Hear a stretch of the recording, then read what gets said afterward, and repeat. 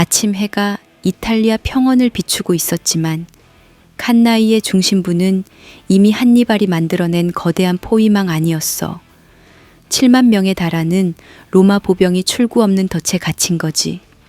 한니발은 갈리아 이베리아 병사로 하여금 좌우에서 압박하게 하고 후방은 누미디아 기병으로 마가 도주로를 차단했어. 정면에선 한니발 정예 보병이 서서히 전진하며 로마군을 끝장낼 준비를 했지. 로마군은 앞뒤 양옆 다 적이라 맥을 못 추었어. 특히 양옆에서 갈리아 병사들이 방패를 들고 거칠게 밀고 오니까 로마 병사들은 한 곳에 몰려 꼼짝달싹 못하게 됐어. 앞쪽 정예 보병들은 조금씩 방패벽을 세우며 들어와 로마군의 중심부를 파고들었고 뒤쪽에서는 누미디아 기병이 긴 창으로 마구 찔러댔거든. 공간이 점점 좁아지니까 로마 병사들은 서로 뒤엉키고 퇴로도 없어 발만 동동 구르다가 사방에서 날아드는 창과 칼에 무너졌어. 갈리아 병사들은 맹렬한 함성을 지르며 한 명도 놓치지 말라고 외쳤어. 로마 병사들도 로마를 위해 하고 맞불을 놨지만 이미 전세는 한니발 쪽으로 기울었지. 사방팔방서 들려오는 울부짖음과 금속 충돌음, 지면에 흘러넘치는 피로 칸나의 평원은 순식간에 도살장으로 변했어. 그래도 로마 병사들은 자긍심이 있었기에 마지막까지 버티려 애썼어. 시민의 군대로서 우리가 물러서면 로마도 끝난다 라는 생각이 깊었거든. 하지만 갈리아와 이베리아 그리고 한니발 정예 부대가 동시에 달려드니 어쩔 도리가 없었어. 우린 이러다 다 죽게 생겼어. 하고 외치던 병사가 적의 칼에 목숨을 잃고 주변에선 한 명씩 쓰러져 갔어. 누미디아 기병은 도망치는 자들을 막아서거나 뒤로 돌아가려는 병사를 잔인하게 베었어. 이토록 거센 압박이 계속되자 로마군의 중심부가 서서히 붕괴하기 시작했어. 이미 여기저기 부상자와 시신이 쌓여 있으며 살아남은 자들은 소그룹으로 찢어져 서로를 구해줄 힘도 없었어. 갈리아와 이베리아 병사들은 쓰러진 로마 병사들의 숨이 붙어 있나 살피고 조금이라도 움직이면 마무리 지르는 식으로 전장을 청소하듯 휩쓸었지. 결국 어디로도 피할 길 없는 로마 보병 대열은 차례로 쓰러졌어. 사방에 붉은 피가 튀고 숨이 끊긴 병사들로 평원이 가득 채워졌어. 칸나이 전투는 단순한 전투 이상의 재앙이었어. 로마 정치사회 중심부를 송두리째 뒤흔들었거든. 로마군이 8만에 가까운 막대한 병력을 갖고도 한니발의 완벽한 포위 전략에 걸려들어 참혹한 최후를 맞았으니 말이야. 지난해 집정관을 지낸 세르빌리우스는 보병대 일부를 직접 이끌며 전세가 기울어가는 와중에도 물러서지 않았어. 우리는 로마의 중심이야. 우리가 무너지면 로마도 끝나. 라며 병사들의 사기를 끌어올렸지만 양옆과 뒤가 모두 막힌 상황에서 크게 뾰족한 수가 없었지. 결국 세르빌리우스도 갈리아 병사의 칼에 가슴을 꿰뚫리고 말았어. 마지막 순간까지 창을 놓지 않았다는 말이 병사들 입에서 전설처럼 내려오고 있어. 미누티우스는 이전 해 파비우스 독재관 밑에서 활약한 부관이었어.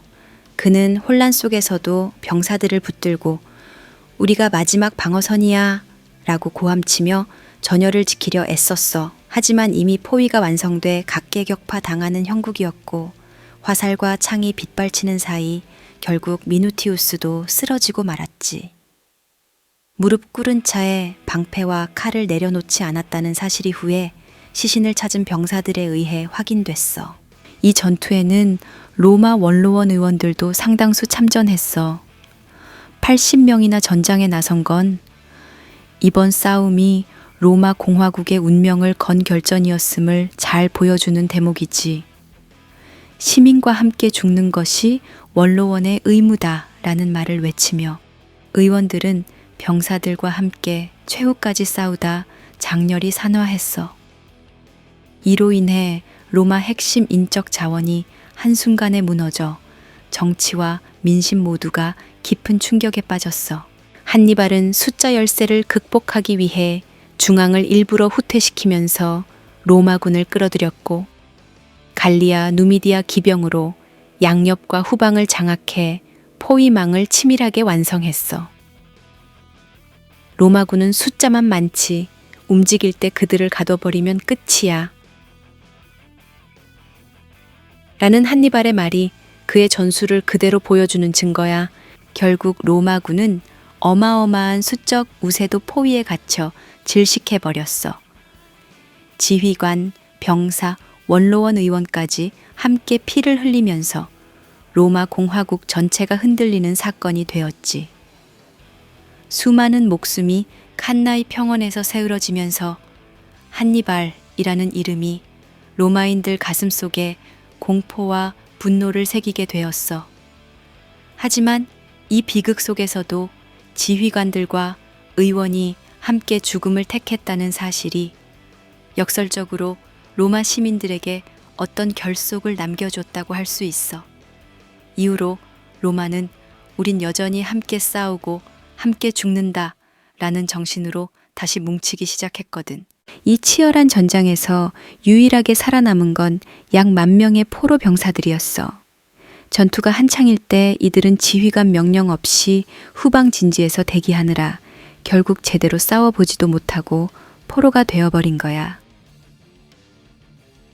동료들은 저렇게 죽어가는데 우린 뭘 한 거지? 라며 가슴을 치는 병사도 있었어. 그들은 한니발에게 무기를 내려놓고 생존했지만 차라리 싸우다 죽는 게 나았을지도 모른다고 말할 만큼 죄책감을 느꼈다고 해. 반면 포위망 안에 갇힌 다른 로마 병사들은 끝까지 등을 보이지 않았어. 백인 대장들은 방패를 높이 들고 우린 등을 돌리지 않는다 라고 외치며 선두에 섰고 죽는 순간에도 칼과 방패를 놓지 않았지. 누군가는 우린 도망치지 않아. 우리의 죽음이 로마를 지킬 거야 라고 중얼거리며 숨을 거두었어. 저까지도 그들의 결연함에 어떻게 이런 상황에서 항복을 안 하지? 라고 놀랐다 하니까. 한니발도 전장을 둘러보며 로마를 꺾었지만 그들의 혼까지 꺾지는 못했군 이라고 말했다는 얘기가 전해져. 이들은 정말 마지막 숨까지 로마의 명예를 지켰으니까. 결국 전투가 끝나고 피투성이가 된 칸나이 평원에는 서있던 로마 병사들 대부분이 시신이 되었어. 생존한 10,000명의 포로는 죄책감에 시달리면서 싸울 기회조차 놓쳤다는 사실에 비통함을 감추지 못했어. 그러나 로마 시민들은 오히려 그 끝까지 맞선 병사들의 용기와 충성을 높이 평가했어.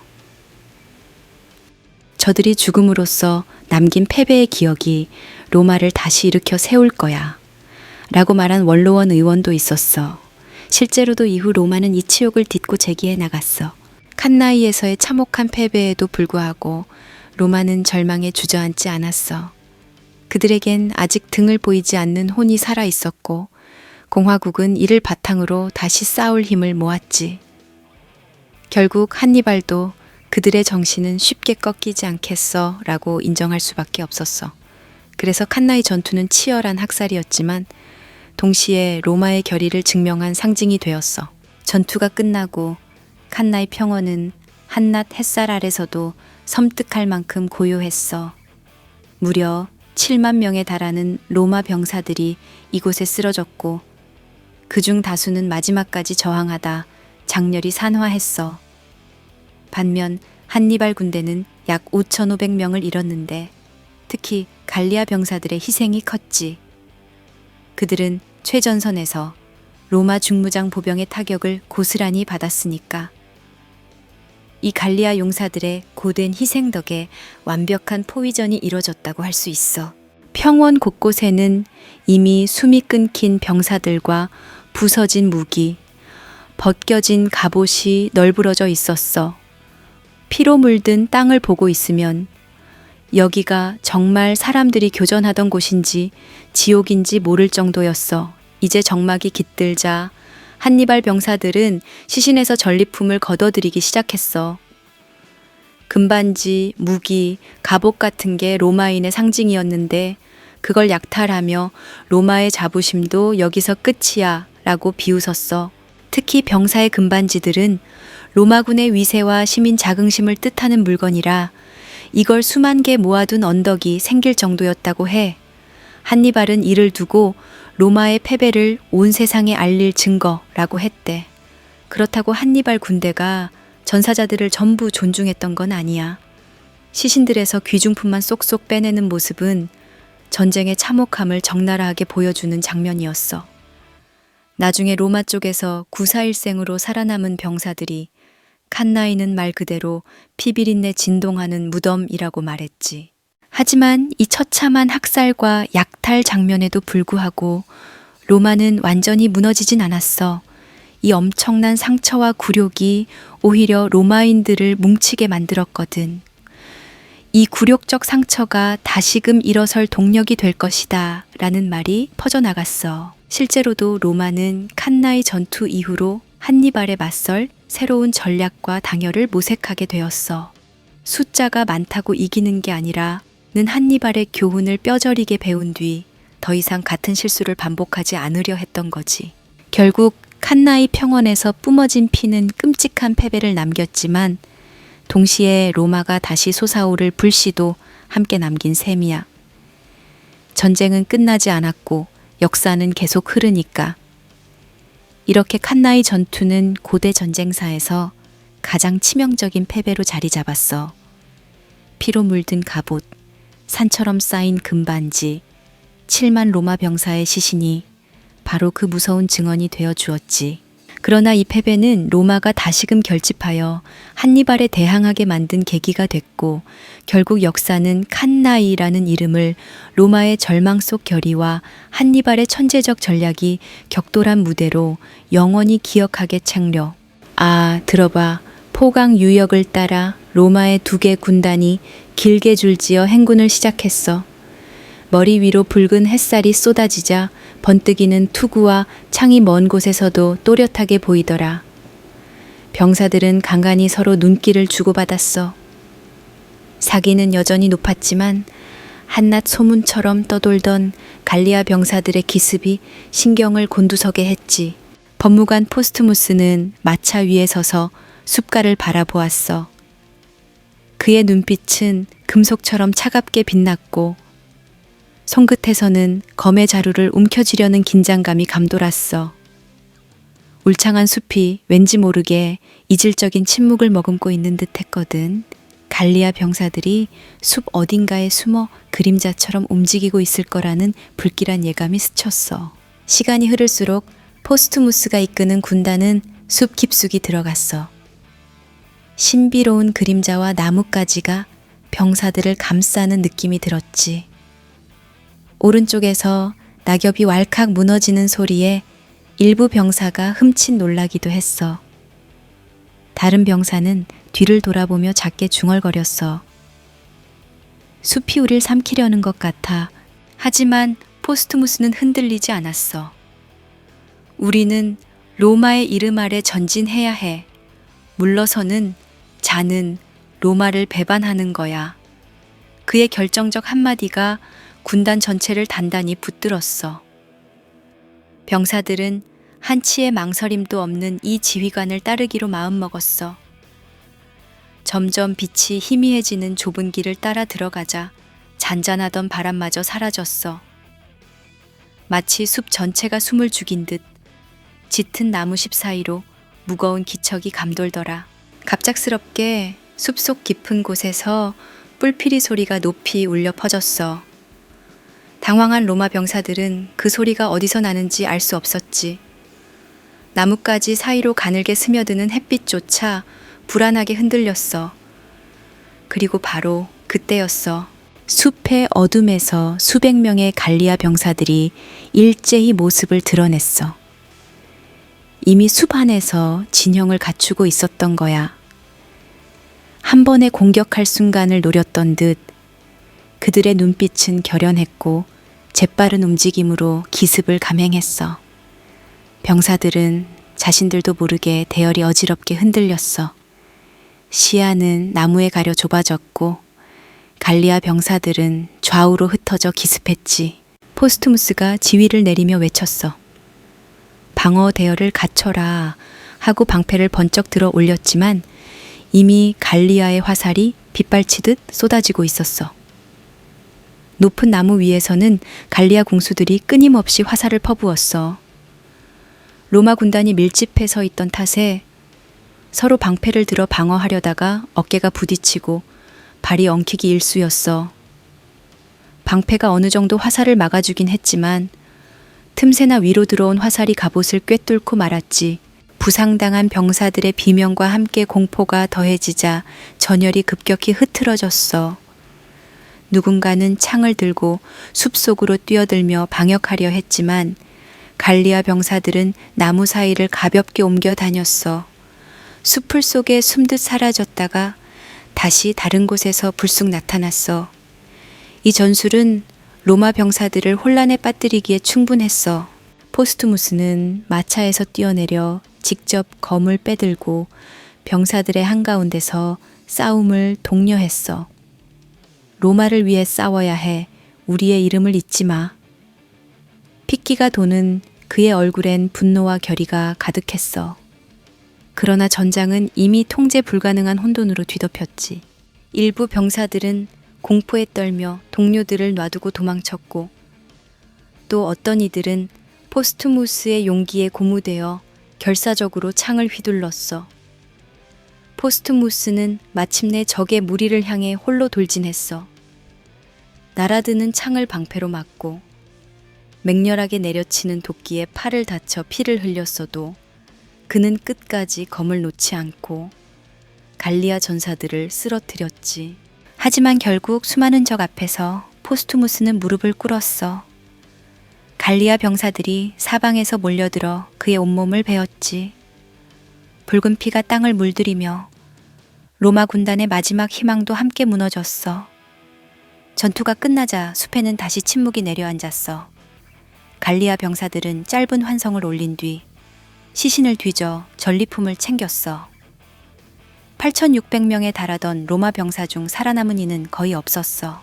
피와 절망으로 가득 찬 숲, 바닥엔 부서진 투구와 방패, 그리고 죽어가는 이들의 마지막 신음이 뒤섞였어.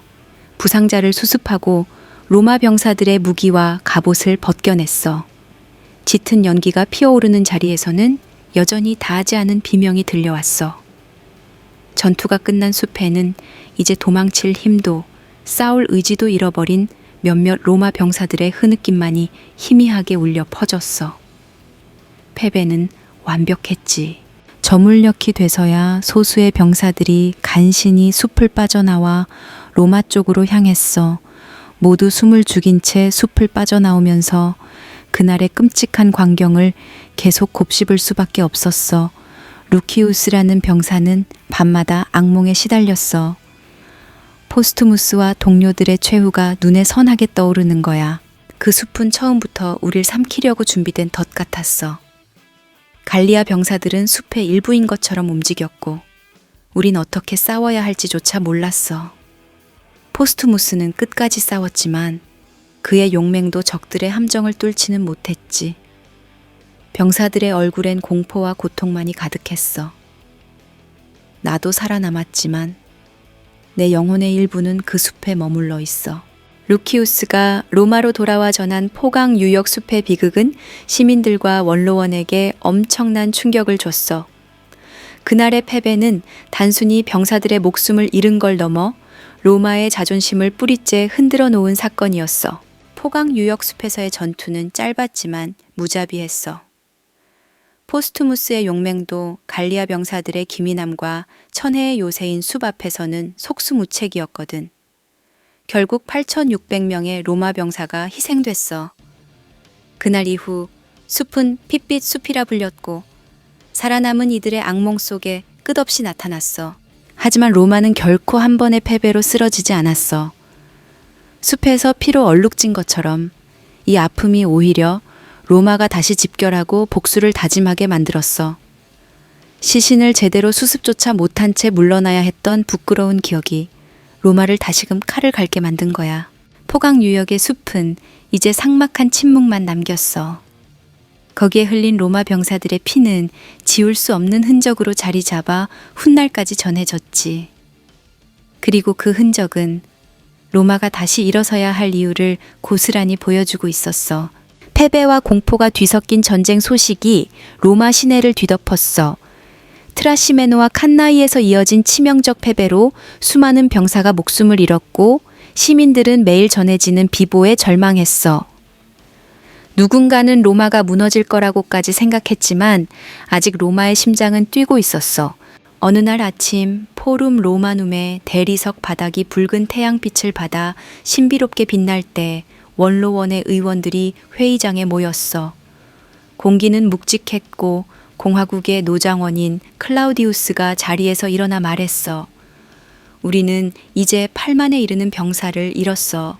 이 처참한 현실 속에서 로마의 신민들은 패배와 공포에 짓눌려 있어. 신들의 목소리를 들어야 할 때가 아니겠어? 그의 목소리는 떨렸지만 단호한 신념이 묻어났어. 주변 의원들도 엄숙히 고개를 끄덕였어. 더는 한니발에게 당한 재앙과 장기화된 전쟁을 두고 볼 수 없다는데 모두 동의했지. 결국 전쟁의 신 마르스와 카피톨리누스 언덕에 주피터에게 신탁을 구하기 위해 사절단을 보내기로 결정됐어. 의원들은 이것이 로마가 다시 일어설 중요한 단서를 찾는 마지막 희망이라 여겼어. 사절단이 로마를 떠나는 날, 광장은 전쟁에 지친 시민들로 가득했어. 상처를 입고 붕대를 두른 이들은 신께 기도를 올렸고 줄지어 구호품을 기다리는 이들은 자신의 처지를 한탄했어. 고대 건물들의 벽엔 전령들이 붙인 긴급 공지와 부고문이 어지럽게 붙어 있었어. 부디 신들이 우릴 외면하지 않길. 허리가 굽은 노파가 사절단을 보며 눈물로 기도했어. 언젠간 로마가 다시 강해질 거야. 어린 소녀는 전장에서 아버지를 잃은 슬픔을 꾹 참으며 사절단을 지켜봤어. 사절단의 맨 앞에는 마르쿠스 타르퀴니우스가 섰어. 그는 몇 년간 이어진 전쟁에서 수많은 동료와 형제를 잃었지만 살아남은 극소수 베테랑 중 한 명이었지. 이날 그는 갑옷 대신 하얀 토가를 걸치고 법관봉을 묶은 상징물을 들었어. 전장에서 겪은 비극들이 눈앞에 아른거렸지만 그는 입술을 굳게 다물고 전진했어. 마르쿠스, 당신이야말로 로마의 약속을 이뤄줘. 작별 인사를 건네던 한 시민이 떨리는 목소리로 외쳤고 마르쿠스는 잠시 돌아봐 조용히 고개를 끄덕였어. 붉은 하늘 아래 성벽 너머로 나가는 그를 따라 12명의 사절단이 뒤따랐어. 모두의 마음속에는 불안과 희망이 뒤엉켰지. 도시 외곽으로 나오자 전쟁의 상흔이 곳곳에 배어 있음을 다시금 확인하게 됐어. 포도밭은 황폐해졌고 무너진 건물이 눈에 띄었어. 때로 피난민들은 마르쿠스에게 신이 우릴 버린 거냐? 고 묻곤 했지만 마르쿠스도 선뜻 답을 하지 못했어. 그래도 신에게 간청하면 아직 희망이 있을 거야. 함께 걷던 사절 중 한 사람이 작게 중얼거리며 스스로를 위로했어. 사절단은 묵묵히 걸었어. 깃발도 군악대도 없이 그저 발소리만이 장중하게 이어졌지. 전쟁이 남긴 상흔과 차가운 바람이 이들을 더욱 경건하게 만들었어. 이 길을 이렇게 적막하게 걷게 될 줄은 정말 상상도 못했어. 우린 지금 로마에 숨겨진 목소리를 찾으러 가는 거야. 신전에서 주피터가 뭐라 말씀하실지. 거친 바람이 대화를 삼켰고 땅거미가 깔릴 즈음 카피톨리누스 언덕이 희미하게 모습을 드러냈어. 카피톨리누스 언덕 위 주피터 신전은 금빛 장식과 하얀 대리석 기둥으로 이루어진 신성함이 감도는 곳이었어. 가파른 계단을 오르며 사절다는 마음을 추슬렀어. 저곳이 바로 로마가 숭배해온 주피터의 집이구나. 한 사절이 중얼거리자 다른 이들도 숙연한 표정으로 고개를 끄덕였어. 신전문 앞에는 황금 갑옷을 입은 신관이 서 있었어. 그가 사절단을 확인하고 제사장에게 알렸지. 주피터의 제사장은 백의를 입고 금장식 머리띠를 두른 채 이들을 맞이했어. 제단 위에는 큰 향로가 놓여 있었고 짙은 향기가 피어오르고 있었지. 로마의 명운을 묻고자 이곳까지 왔습니다. 전쟁의 신과 주피터의 뜻을 알고 싶어요.